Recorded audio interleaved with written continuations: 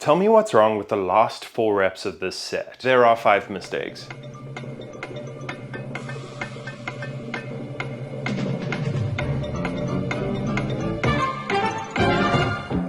Did you catch them? It didn't look like the worst set, did it? Well, the range of motion was inconsistent rep to rep. My feet were moving around all over the place like I was auditioning for Strictly Come Dancing, which is not great for stability when lifting. I dive bombed the lowering of the dumbbells on my second last rep. My shoulders were so flared out, it looked like I was on the verge of snapping my shit up. And I gave up too soon on the last rep. Pretty sure that if I'd grinded it out, I probably could have got that last rep. A lack of attention to technique is the #1 reason why guys, in spite of being extremely consistent in the gym, don't look like they lift. If I was to sum up my philosophy on what good technique in the gym is in one sentence, it would be this. Every single rep of the set should look the same, like it's the same rep on repeat. The only thing that should change is the speed of the rep. Rep speed should slow down as you approach failure. I get comments asking me, is a little bit of form breakdown towards the end of a set acceptable? And yes, I would say it is acceptable, particularly on lifts like curls or lateral raises. I think this question is missing the point. The main point is that your technique should be standardized rep to rep, so it looks like the same rep on repeat. If you can do this consistently,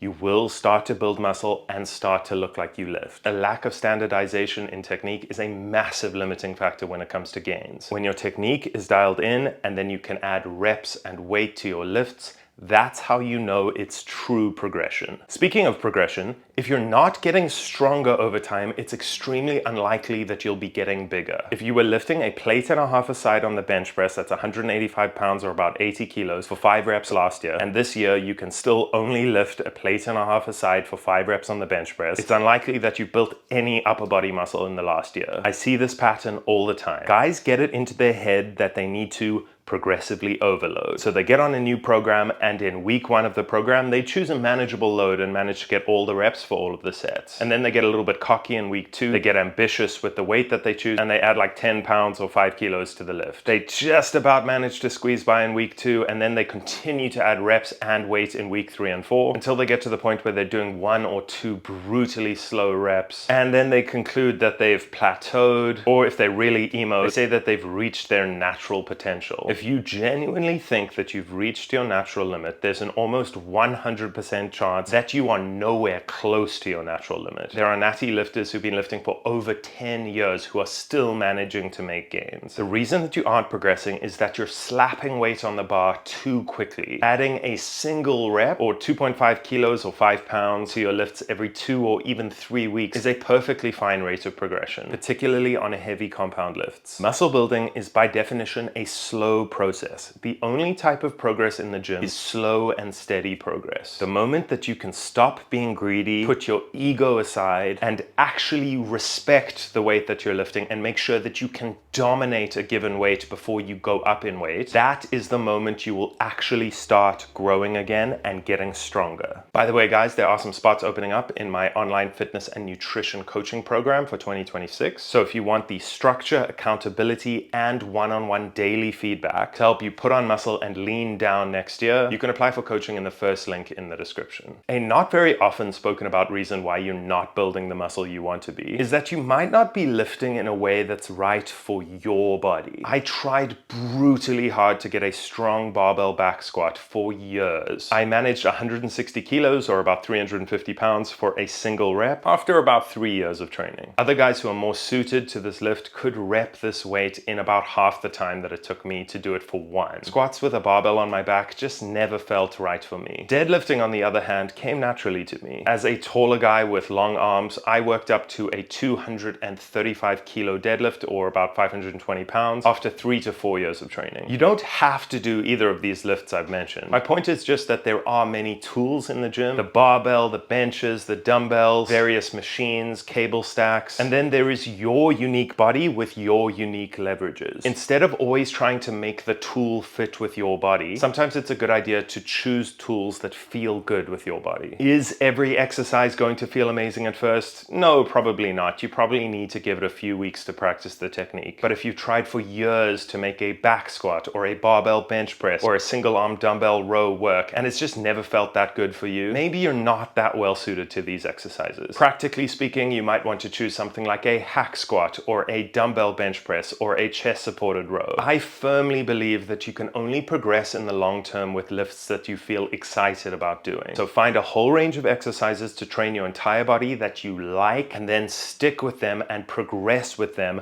for longer than you feel comfortable with. Speaking of sticking to exercises, the last crucial reason that you don't look like you lift is that you are constantly changing the plan. In 2024, I kept literally the exact same main exercises in my program for the entire year. Leg presses, incline dumbbell presses, weighted neutral grip pull-ups, conventional deadlifts, and incline dumbbell curls. I hit 240 kilos or 530 pounds on the leg press with a low foot placement for 8 reps, 40 kilos or 90 pounds in each hand on the incline dumbbell press for 10 reps, my body weight of 105 kilos or 230 pounds, plus an added 12.5 kilos or 27 pounds on the neutral grip pull-up for 8 reps, 220 kilos or 485 pounds on the deadlift for 3 reps, and 16 kilo or 35 pound dumbbells in each hand on the incline dumbbell curl for 10 reps. This is what solid long-term progression actually looks like. Grinding every week to add a rep or a little bit of weight with solid form and consistency, refusing to get bored. Ultimately, the process of muscle building is about staying in the game,